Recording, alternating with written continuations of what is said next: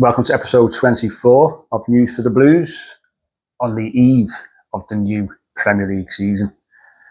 Certainly getting that excited feeling now, the nerves obviously, before that first game at home, which I think is really important. Whether you feel the same kind of joy and excitement at about 5 o'clock tomorrow is another matter. But looking forward to getting back down to the stadium. Obviously, attended the friendly last week. But nothing like a full house back down there. As I say, the excitement of what's to come for the 26-27 season. Just can't wait to see. Let's see how the players turn up after a solid enough pre-season, it's got to be said. Some decent performances, I think, against Newcastle and Lille. I think both those performances stood out. Some exciting moments from certain players. Tyreek George, I think, had a good pre-season. Tyler Diblin has shown some really good positive signs, and potentially in with a shout to actually start the game tomorrow. Obviously, Iliman Ndiaye's back. Scored a couple of penalties, hasn't he? But looked, I thought, fantastic in that first half against Lille last weekend. So it's going to be interesting to see how the season plays out. And we always go into every season with hope and optimism, don't we? Thinking that we're going to, who knows, break that Sophie hoodoo, get European football once again, which we should have really guaranteed at the back end of last season. But before we jump into all the latest news from David Moyes' press conference today, shape behind me, a loft find, believe it or not. I knew it was around somewhere in my parents' house. Went round the other week, had a little look in the loft and found it, gathering dust in a bag. Got it all washed up, and it's a 2002-2003 away shirt. I had it a double XL. I don't know why I bought it in that size, but it matches probably David Price's suit he wore that time. It's absolutely huge. Probably fits me now, but back then, not sure why I bought it. But listen, lovely shirt. Puma did a few nice ones for us over the few years that we had them, and that was a little personal favourite. It's got a name on the back, but unfortunately it's my name with a number 8. Don't know why I got that either, but there we go. But it's great to get to find that and throw it back in the collection.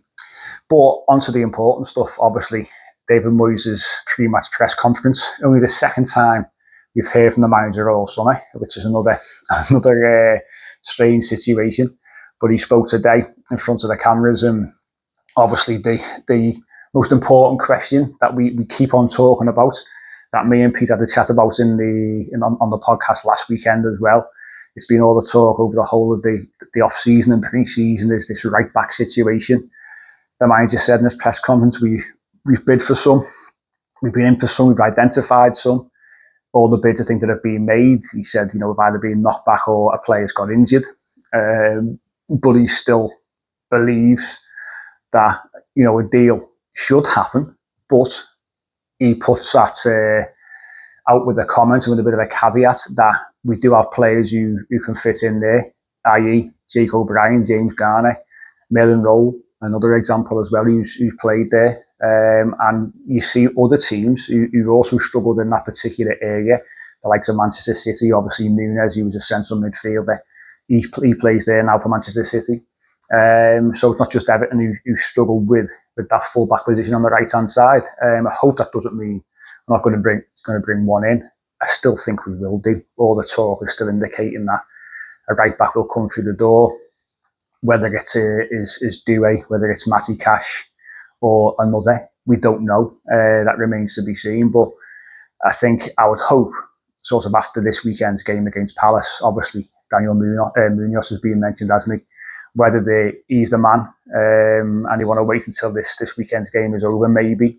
But the sooner it's done and announced, the better. So we can all put the two words right and back into the back of our mind and never say them ever again, because I'm sick and tired of hearing them. But it's got to be addressed.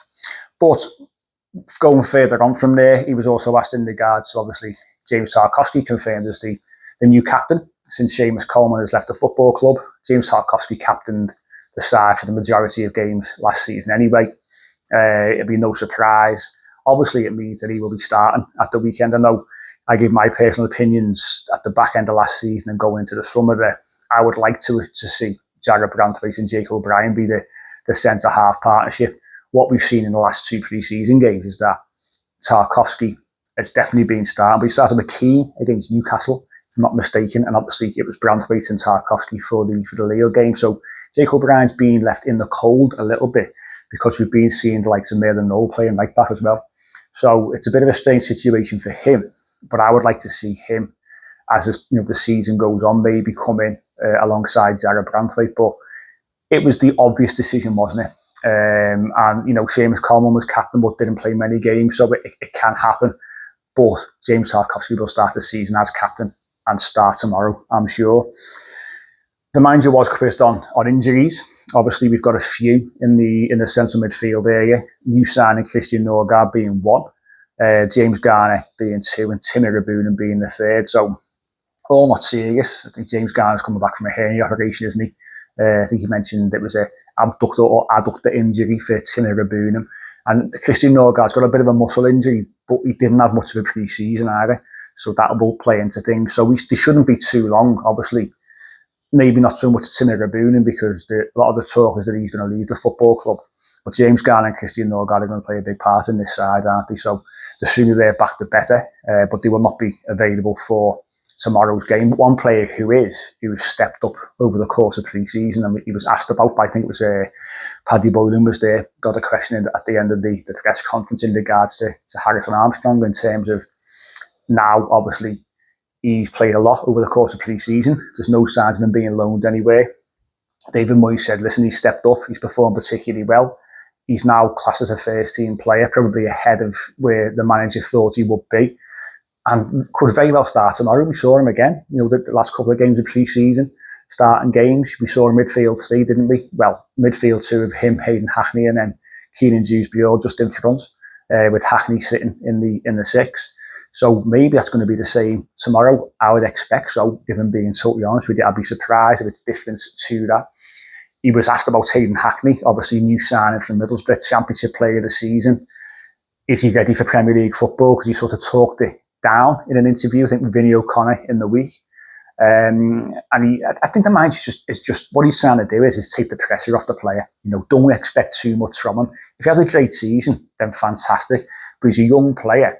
He'll make mistakes. He's not going to play every single week at the top of his game. He's not going to come in and be one of the Premier League's best players over the course of this season. So we're just trying to take a little bit of pressure and expectation away from him, which is fine.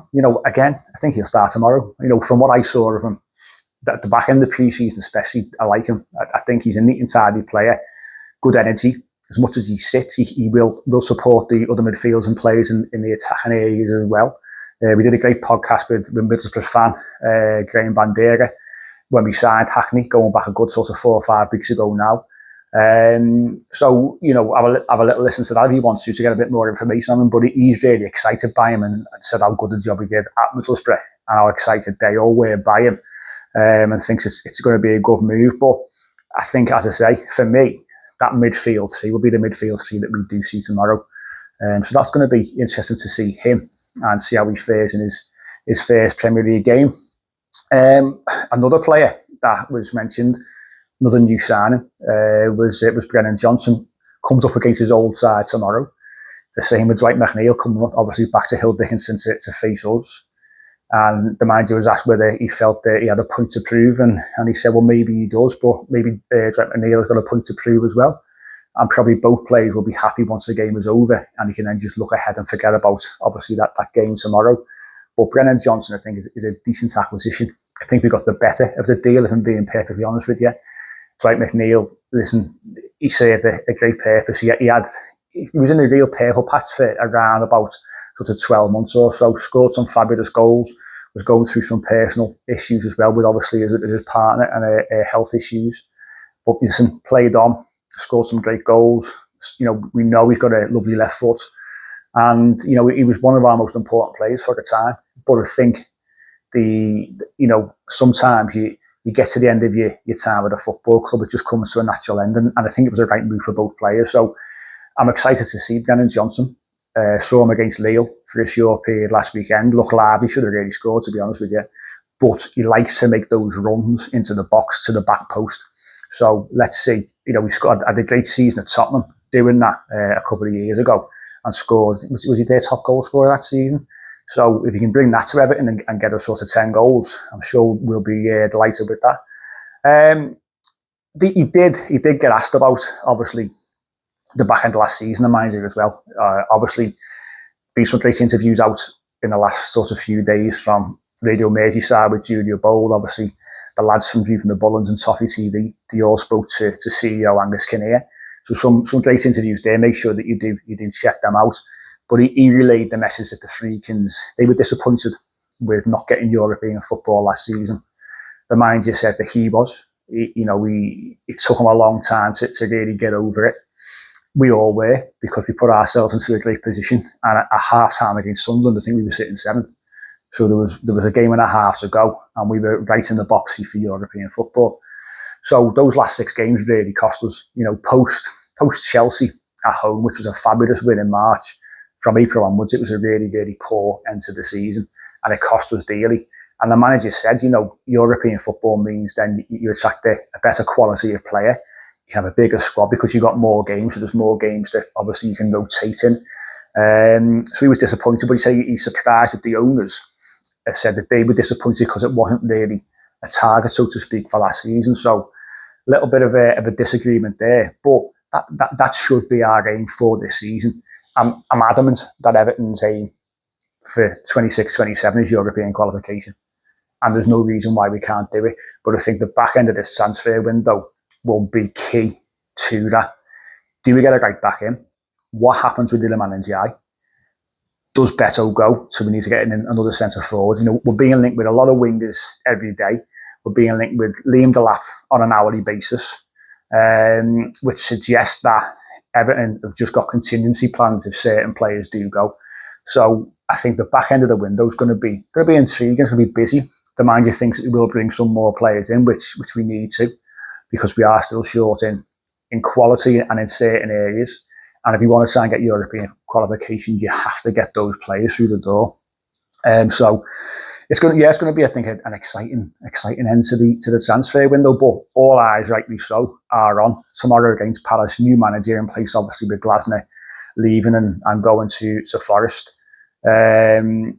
So, we need to make sure, the manager says, how important it is to start the season off positively.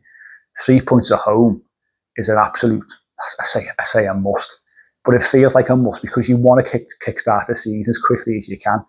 After Saturday, you've got to travel to Bournemouth, and then you've got United at home. So it's a tricky start, isn't it? So listen, Palace are a really, really good side. Had recent success with obviously FA Cup win, the Conference League win, Community Shield. So the last couple of seasons, they've had some real success. So regardless of obviously managerial change, they brought a manager in who plays that particular style that they used to with the 3 centre halves and 2 wing backs. So it'll be fairly seamless for the players, I'm sure. They have lost quality, of course. They have obviously Lacroix's gone to Chelsea, centre half, and that'll be a big miss for them. I think he was by far and away their best defender. Dean Henderson is struggling with an ankle injury. Would he be fit tomorrow? Who knows? But solid players in those attacking areas. Mateta's always a threat. I know Sarr's being linked with the move over to, I think, Galatasaray.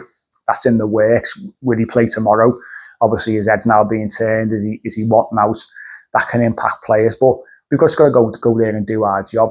We've got players who are in decent form, I think, through pre-season. As mentioned earlier on, you look at your Merlin Rose, Harrison Armstrong, Hackney, Dewsbury, Shane Barry, who's had a good pre-season, Tyler Dibblin, and Iliman and Jai, Tyreek George. A lot of players, I think, have really built well over the course of pre-season. So I think it's going to be a decent, hopefully, a decent performance tomorrow. We can take some decent form from, I think, the Newcastle and the Lille game into the Palace game. The atmosphere is going to be fantastic. Obviously, a sellout. Listen, the toffee donut's gone, which is a little bit of a downer, of course, but they brought in this new sort of toffee cookie. So get your hands on one of them if you can. Don't look to be too high on the calories compared to the donuts either, which is also a little benefit. So buy 2, but they will be available.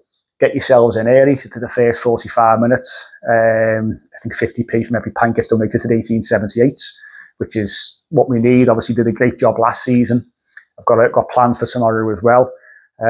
So it's up to us, isn't it, to build that home atmosphere, to build that home, to get that home form back to where it should be. The manager said it was poor last season, but We've had the first season out of the way. It's now feeling more like our home. A lot more going on. It's getting Evertonised all the time. So let's make it a special atmosphere. Get down there, back the lads and sign. Get those 3 points across the line. Before we go, if you're still with me, I do appreciate it. If you can do, make sure you download the Finalysis app as well. You might know I'm part of the Everton starting 11, have been for the last 12 months or so. It's a social media for football fans. You go on the Everton feed. You can go on other feed as well, but why would you want to? Have conversations with fellow Evertonians. There's a great game on there at the moment in regards to having a five-a-side team. Can't have players from your own team. You get 6 teams picked for you. So you have 5 players and a manager. You earn points every week. All sorts of stuff going on. Rate the players, do a match review, rate the referee. That always goes well. As I say, you can post on there photographs, talk to fellow Evertonians. It's a really, really exciting app. It's getting bigger all the time. Gone to the Championship this season and also La Liga, so it's getting bigger and bigger and bigger. So if you're on there, come across, give us a follow you back. We'll have a good chat and get involved with some fellow Evertonians. Available obviously on the App Store and on the Play Store as well. And that's me for today. Bit of a long one, but excited for tomorrow. Can't wait. I'll be down at Goodison Park later on for the Merseyside derby, under 21s, first game of the season. What a draw that is. Everton against Liverpool. Back at Goodison Park. Looking forward to getting down there for that. I'll provide some updates across social media as they happen. But other than that, and besides me choking, thanks for watching. Thanks for listening. We'll be back with the podcast on Sunday. So look back on that first game of the season. Fingers crossed it goes well. Fingers crossed we get 3 points. And we'll be looking ahead to the second round of the Carabao Cup on Wednesday away at Preston. So we'll catch you then.